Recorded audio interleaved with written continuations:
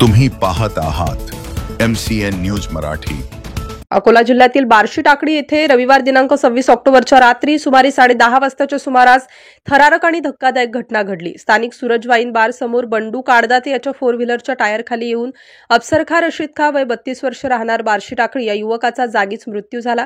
घटनेनंतर काही क्षणातच परिसरात एकच गोंधळ उडाला। नागरिकांनी घटनास्थळी मोठी गर्दी केली तर काहींनी ही घटना अपघात नसून संशयास्पद असल्याचे मत व्यक्त केले। पोलिसांनी तात्काळ घटनास्थळी धाव घेत मृतदेह ताब्यात घेत बंडू काडदाते व त्यांची 4 व्हीलर पोलिसांनी जप्त केली। ही घटना खरोखरच अपघात आहे की नियोजित हत्या यावर सध्या पोलीस तपासाचा फोकस आहे। सदर प्रकरणाचा तपास प्रभारी ठाणेदार गंगाधर दराडे यांच्या नेतृत्वाखाली बार्शी टाकळी पोलिसांकडून सुरू आहे। तपास अधिक खोलवर सुरू असल्याने घटनेचे नेमके कारण स्पष्ट होणे बाकी आहे।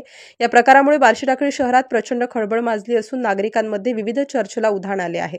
MCN न्यूज मराठीकरिता धनराज सपकाळ, बार्शी टाकळी।